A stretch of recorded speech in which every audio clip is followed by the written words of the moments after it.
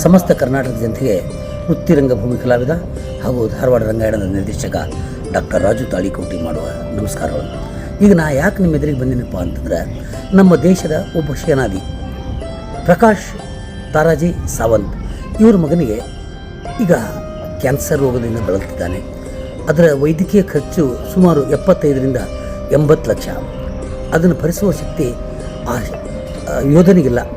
ಆದ ಕಾರಣ ನೀವು ಎಲ್ಲರೂ ಸೇರಿಕೊಂಡು ಹನಿ ಹನಿ ಮೂಡಿದರೆ ಹಳ್ಳ, ತೆನೆ ಸೇರಿದರೆ ರಾಶಿ ಅನ್ನುವ ಹಾಗೆ ಈಗ ನೀವು ಎಲ್ಲರೂ ಸೇರಿಕೊಂಡು ನಿಮ್ಮ ಕೈಲಾದಷ್ಟು ಸಹಾಯನ, ಯಾಕಂದರೆ ನಮ್ಮ ದೇಶದಲ್ಲಿ ನಿಜವಾದ ಹೀರೋಗಳು ಯಾರಪ್ಪ ಅಂದರೆ ಒಬ್ಬ ನಮ್ಮ ದೇಶದ ರೈತ, ಇನ್ನೊಬ್ಬ ಸೈನಿಕ.